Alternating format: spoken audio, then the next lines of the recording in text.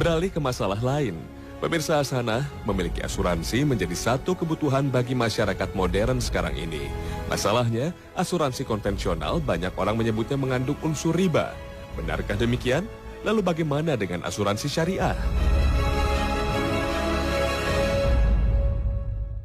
Asuransi yang kita kenal di zaman sekarang itu belum pernah ada di zaman Rasulullah SAW dan juga di zaman generasi-generasi awal.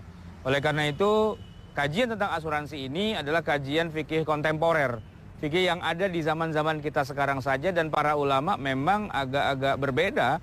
Ada yang mengatakan karena tidak ada contohnya, maka kita tidak bisa membuat hukum karena memang baru dikatakan ini haram atau kenapa-kenapa kalau memang ada contoh bagaimana haramnya di masa Rasulullah.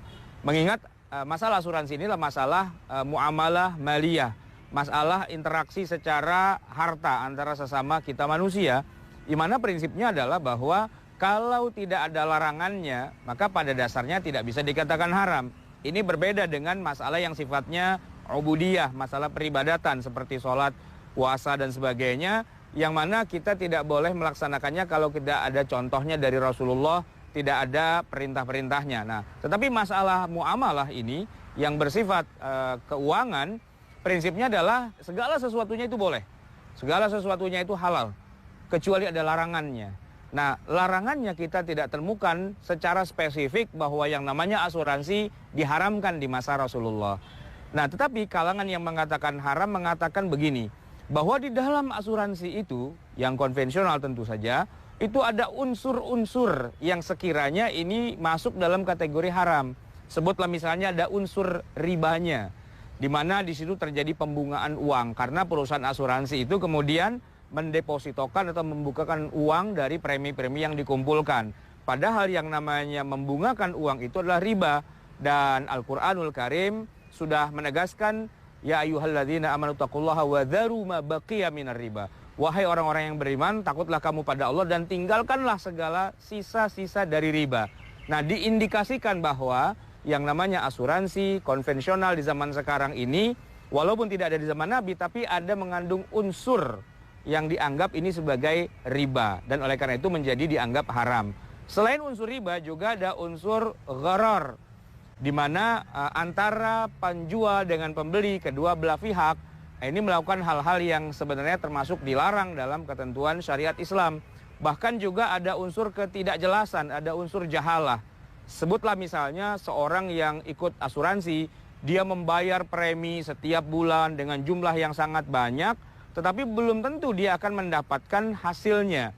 Nah, yang terjadi di dalam asuransi konvensional adalah semacam ada tipu menipu. Ya, kita tidak tahu kita akan dapat apa, sementara kita keluar terus gitu. Nah, oleh karena itu, beberapa unsur seperti riba, unsur gharar, unsur jahalah, dan unsur-unsur yang lainnya, inilah yang diindikasikan sebagai asuransi ini mengandung hal-hal yang tidak dibenarkan dalam syariat Islam.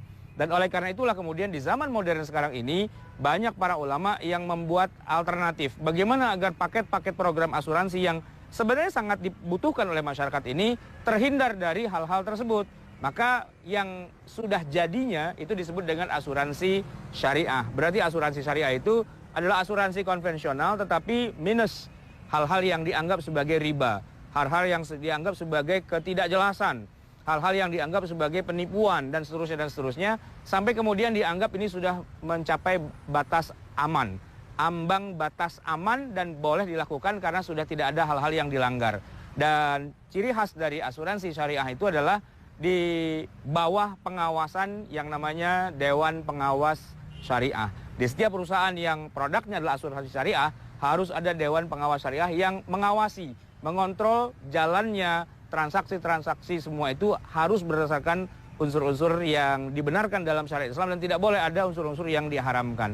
Oleh karena itu, pada dasarnya asuransi syariah inilah yang kemudian bisa menjadi alternatif buat kita yang membutuhkan produk-produk asuransi agar tidak terkena hal-hal yang dilarang dalam syariat Islam, maka menggunakan produk asuransi syariah.